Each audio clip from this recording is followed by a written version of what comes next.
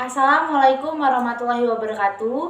Perkenalkan, nama saya Tiara Yolanda, NPM 19160110 dari kelas 5C. Di sini saya akan menjelaskan tentang observasi pembelajaran yang telah saya lakukan di SD Negeri 24 Gedong Tataan, Kelurahan Bagelen, Kabupaten Pesawaran.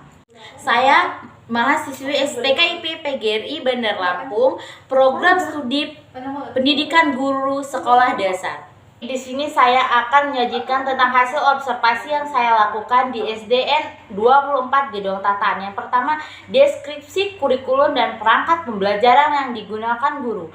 Deskripsi kurikulum yang di SDN 24 Gedong Tataan menggunakan kurikulum 2013 sejak tahun 2017. Kurikulum 2013 adalah kurikulum yang berlaku dalam sistem pendidikan Indonesia.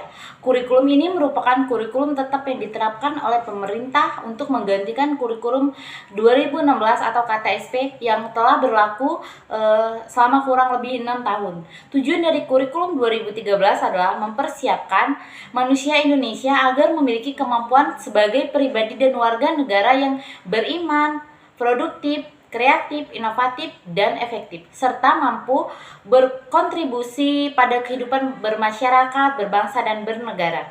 Kurikulum 2013 memiliki 3 aspek penilaian, serta penilaian ini yang digunakan Ibu Mediana dalam proses pembelajaran, yaitu aspek pengetahuan, aspek keterampilan, sikap, dan perilaku. Selanjutnya ada perangkat pembelajaran yang digunakan guru. Perangkat pembelajaran yang digunakan di SD 24 Gedong Tataan pada kelas 5B dengan wali kelas Ibu Mediana untuk membantu pada saat proses pembelajaran berlangsung. Pada penelitian ini, perangkat yang digunakan terdiri atas silabus dan RPP.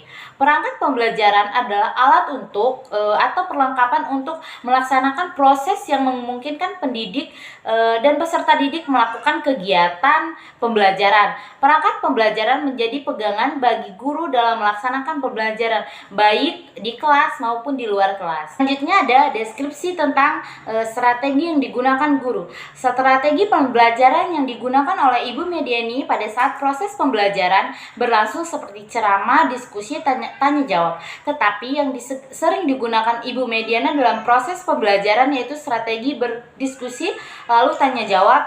Setelah itu Ibu Mediana akan melakukan evaluasi pembelajaran. Karena menurut Ibu Mediana strategi yang ia gunakan tepat karena strategi berdiskusi adalah strategi pembelajaran yang menghadapkan peserta didik pada satu permasalahan sehingga siswa dapat memungkinkan ide-ide pikiran mereka dan memecahkan masalah bersama-sama sehingga proses pembelajaran dapat berjalan lebih efektif.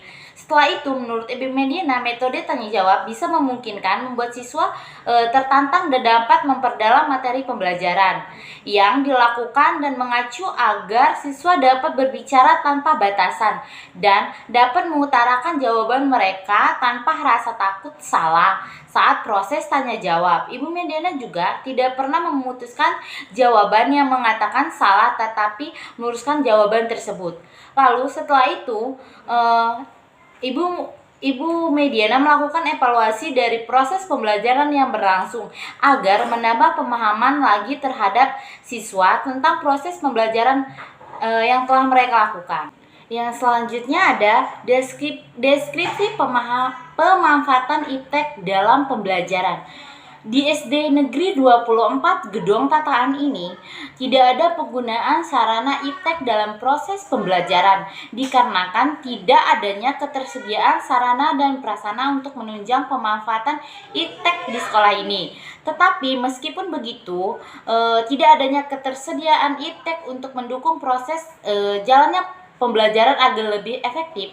Pada kelas 5B yang telah saya observasi dengan mendapatkan informasi dan data yang akurat saat proses pembelajaran dengan mewawancarai wali kelas, pada kelas 5, yaitu Ibu Mediana. Saya melihat meskipun tidak adanya pemanfaatan iptek tersebut, guru memiliki cara tersendiri untuk membuat proses pembelajaran agar lebih efektif, membuat siswa tertarik dan menyenangkan dalam proses pembelajaran dengan menggunakan metode pembelajaran yang menarik dalam setiap proses pembelajaran. Yang selanjutnya ada deskripsi interaksi peserta didik. Pada proses interaksi peserta didik yang saya lihat selama proses observasi di kelas, selama proses pembelajaran, interaksi juga memiliki poin penting dalam kegiatan pembelajaran.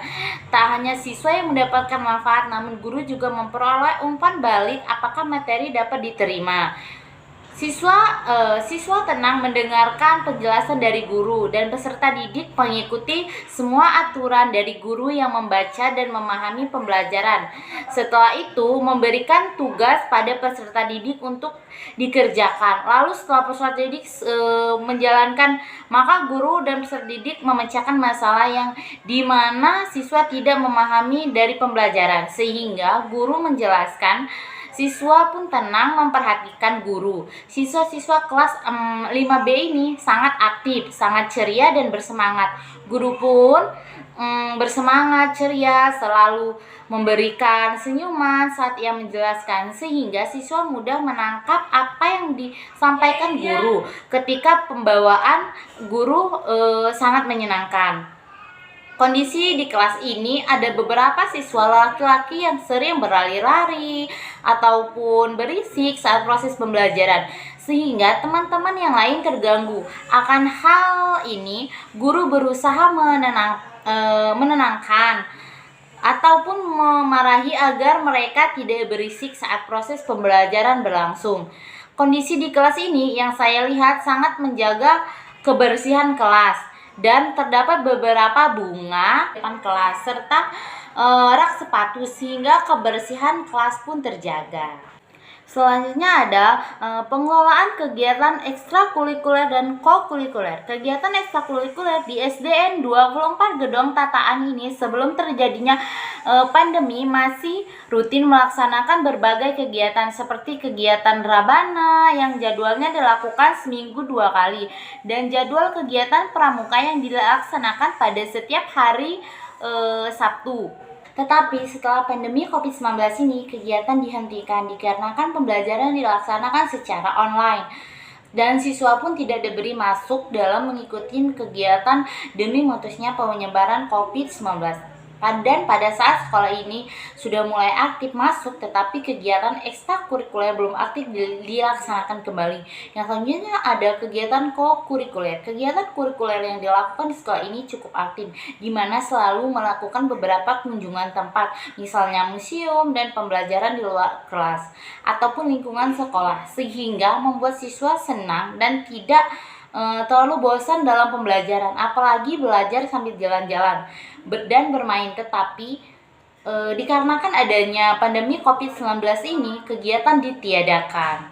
Baik, itu saja yang dapat saya jelaskan tentang hasil dari observasi yang telah saya lakukan di SDN 24 Gedong Tataan. Lebih dan kurangnya saya mohon maaf jika ada kesalahan dalam kata. Saya ucapkan terima kasih dan saya akhiri wabillahi taufiq wal hidayah. Wassalamualaikum warahmatullahi wabarakatuh.